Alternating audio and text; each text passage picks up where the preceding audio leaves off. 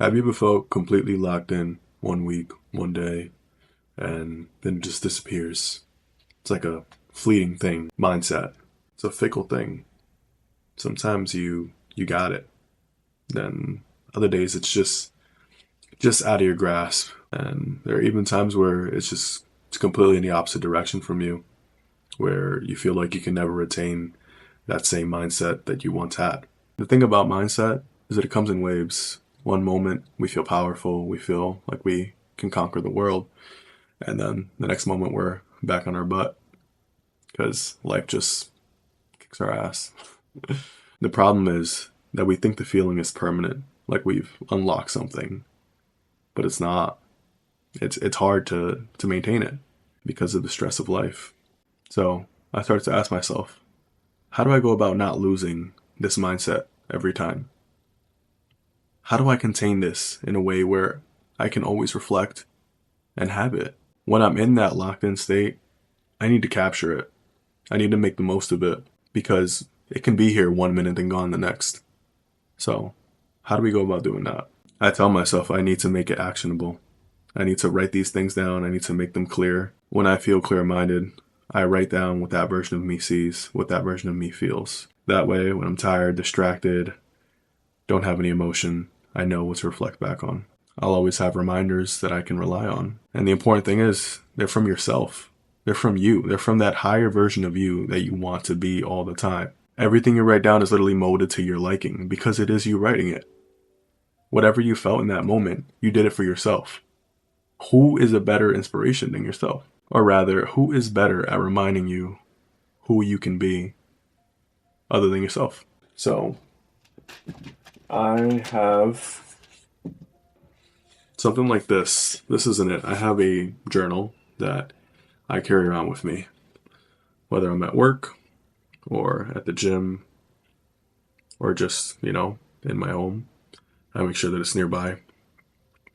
And what I do with this journal is I write down things that inspire me, motivational phrases, silly little pictures, things that make me reflect on the person that I am in that moment when I do have that mindset, that ideal mindset, let's call it. So, when I'm in this ideal mindset, I have thoughts.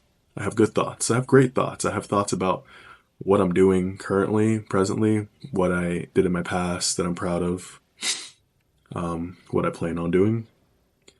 And I write those thoughts down. Short phrases. Doesn't have to be anything crazy. It doesn't have to be a whole page filled with anything. You can if you want to, but for me, I find it easy to just write short quotes, short affirmations to myself that help me feel empowered, help me feel whole, help me feel like the mindset that I currently have is working for me. And so for when I have those moments where I'm not feeling like I'm in that mindset anymore, I'll reflect back on my journal. I like to call it my doctrine. And those help me get back into that mindset, whatever it may be, whatever quote, phrase, drawing, whatever it may be, it helps me get back into it. A lot of my inspiration that I put into the book comes from everyday life. Like I said, when I'm in that mindset, I have a lot of nice things to say about myself and about the things that I'm doing. Other things also come from people that inspire me. If you have a mentor, if you have someone you look up to, even maybe a YouTuber. I like Elliot Hulse a lot. I've watched a lot of his stuff growing up, and I find myself revisiting his page a lot and looking at some of his videos, and it helps me feel empowered. Another thing that inspires me and puts me into that mindset is reading. There's a book.